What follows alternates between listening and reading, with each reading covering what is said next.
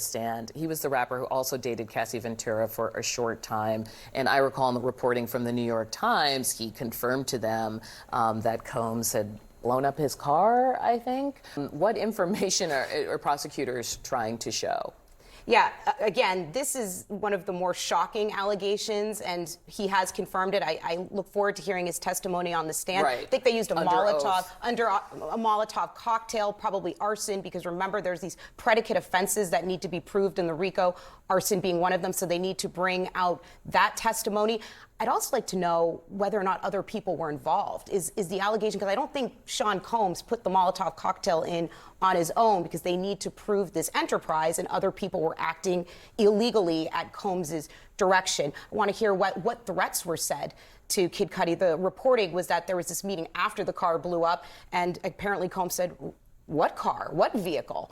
So prosecutors are going to need to elicit more and make a more fulsome account for the RICO. I feel like it's not like I'm going into the weeds randomly, because what the prosecutors want RICO, and prosecutors love a RICO charge, right? Because they get to say this big important person is head of a criminal enterprise and using all of the tentacles of that enterprise to commit crimes. And what we're hearing now is this, Kid Cudi being able to talk about a threat of violence. We're going to be hearing about Cassie Ventura's mom talking about this blackmail concept, right? And the money going to the company. Why, to you, is it still not totally clear how the RICO element comes into play? Yeah, I think it's, so to be clear, I see where prosecutors are going with this, but remember, they're trying to show like he could use his company and his power to do what he wanted. That's correct. But in a RICO conspiracy, you have to demonstrate that it's Sean Combs and more than one person. You see that in the indictment. It says individuals known and unknown. They mentioned senior leadership in the Combs enterprise who were involved in bringing about this criminal activity.